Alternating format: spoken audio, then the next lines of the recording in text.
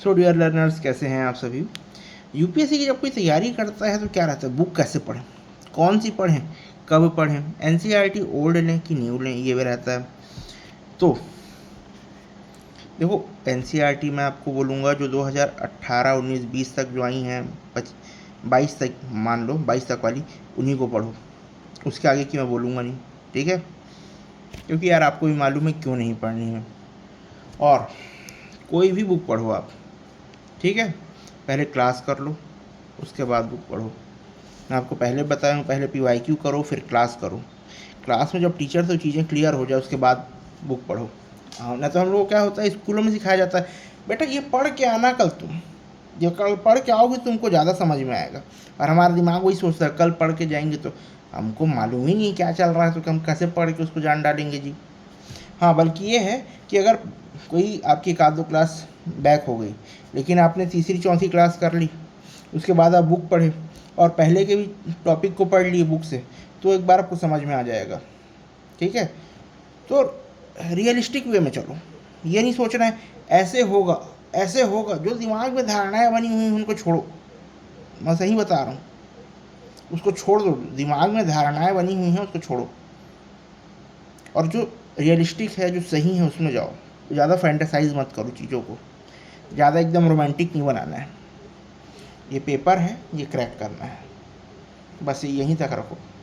अपने आप तुम्हारे जो डाउट हैं वो क्लियर हो जाएंगे, और ज़्यादा बुक बुक में या चीज़ों में दिमाग मत लगाओ। क्वेश्चन देखो, उसका आंसर क्या लिख सकते हो ये देखो। विज़न के बहुत अच्छे वो आते हैं, जो टॉपर हैं उनकी आंसर कॉपी होती है, तुम उसको देखो ना।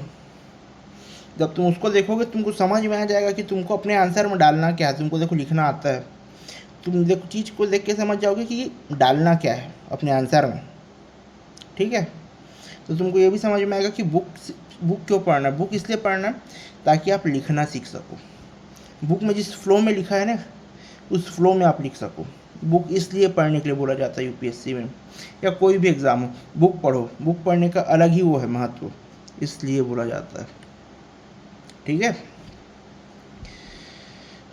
बच्चा क्या करता है, बुक लिया है और रीड कर रहा है, रीड कर रहा है, रीड कर रहा है। कब तक रीड करेगा, क्या सीख लेगा। मतलब उसको जब मालूम ही नहीं कि सीखना क्या है, वो तो रट रहा है बुक को। तो बुक से सीखो कि लिखना कैसे है, बोलना कैसे है, समझाना कैसे है, ठीक है। ये चीज़ सीखो बुक से। बुक से बातें करो, क्या सीख पा रहे हो तुम, लेकिन क्लास करने की बात करो, ठीक है।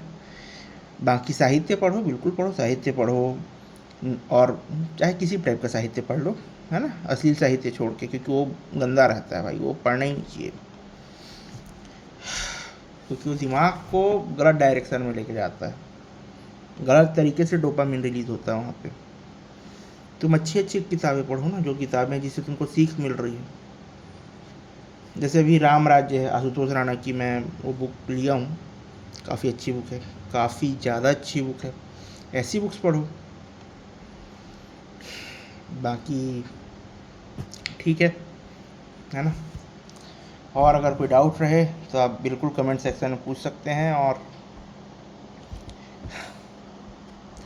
ई पाठशाला डाउनलोड कर लो, हाँ ये भी एक चीज़ है, ई पाठशाला डाउनलोड कर लो। ई पाठशाला में तुमको सारी एनसीईआरटीज़ फ्री में मिल जाएंगी। बस चलता हूँ, फिर नेक्स्ट टॉपिक बनाता हूँ कि छोटे शहर से कैसे करते हैं यूपीएससी की तैयारी, कैसे हो सकती है। उसके बाद एक टॉपिक लाऊंगा कि रिसोर्स का महत्व कैसे हो, ठीक है। तो बेस्ट ऑफ लक।